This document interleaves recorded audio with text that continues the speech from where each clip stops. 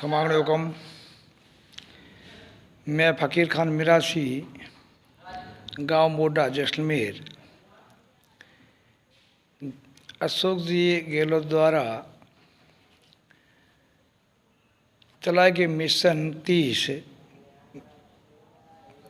मैं सुझाव देने जा रहा हूं। मेरे दिमाग के अनुसार जो भी है,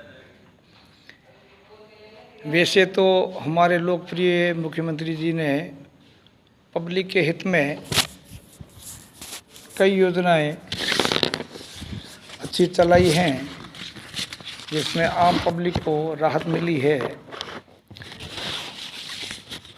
लेकिन उनमें से भी कई ऐसी मुख्य योजना रह गई हैं, वो मैं वीडियो के ज़रिए सुझाव पेश कर रहा हूँ।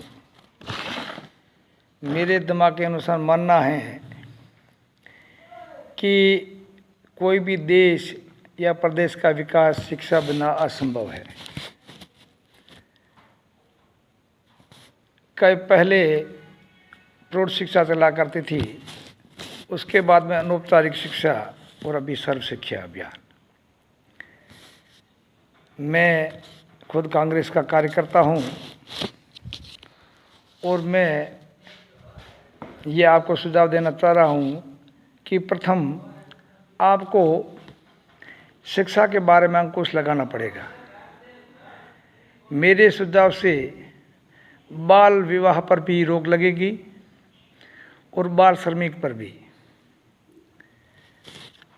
आपको मैं एक अंकुश लगाना पड़ेगा। हमारे पश्चिमी राजस्थान में लोग बच्चों को स्कूल भेजना ही नहीं चाहते हैं, और विशेषकर बच्चियों को। वैसे जन्म मृत्यु रजिस्ट्रेशन तो वैसे होता ही है।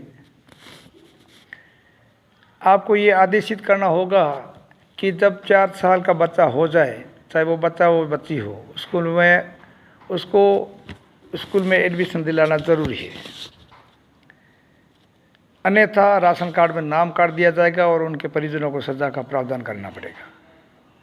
तो हर इंसान अपने बच्चे और बच्ची को स्कूल भेजना चाहेगा।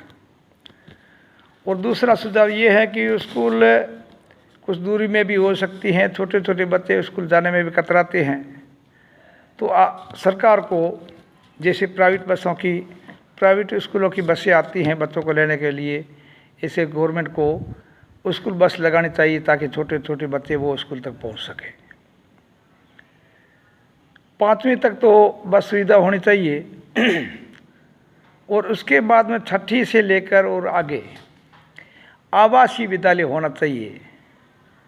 आज हर ग्राम पंचायत में सीनियर स्कूल है, तो सीनियर स्कूल की बाउंड्री में आवासीय व्यवस्था भी होनी चाहिए। स्कूल 6ठी में आने के बाद में परिजनों का खर्चा कम हो जाए, वो गवर्नमेंट वहन करे। वैसे एक टाइम का खाना वैसे मिलता ही है, तो सरकार को एक टाइम का खाना और रहने की व्यवस्था का ही खर्च उठाना पड़ेगा। तो और दूसरा, ये विशेष कानून लगाना पड़ेगा कि 18 साल की उम्र तक बच्चे को स्कूल में रहना ज़रूरी है, चाहे वो फेल हो या पास हो। तो हर इंसान अपने बच्चे को स्कूल भेजेगा, बच्चियों को स्कूल भेजेगा। 18 साल की उम्र तक वो पढ़ेगा, तो कम से कम वो 12वीं तो सीनियर तो पास कर ही लेगा। तो इसमें बाल विवाह पर भी रोक लग जाएगी, बाल श्रमिक पर भी। और तीसरा ये है कि बच्चियां को अभी आप लैपटॉप भी दे रहे हैं, स्कूटी दे रहे हैं, सब कुछ दे रहे हैं, तो वो पैसा इन पर खर्च किया जाए। और इस पहले कुछ, जब मैं 3री 5वीं में पढ़ता, उसमें उद्योग का एक क्लास लगता था उसमें। तो अब भी मतलब उस सीनियर स्कूल में ITI का एक कोई भी जॉब होना चाहिए, ताकि वो इंसान, जो पढ़ने वाला लड़का, कुछ जॉब सीख लेगा तो वो बेरोजगार नहीं रहेगा। ये शिक्षा के ऊपर पैसा खर्च करना पड़ेगा। शिक्षा पर अंकुश लगाना पड़ेगा, तो हर इंसान अशिक्षित से बच जाएगा और बच्चियां भी स्कूल में पढ़ना शुरू हो जाएगी।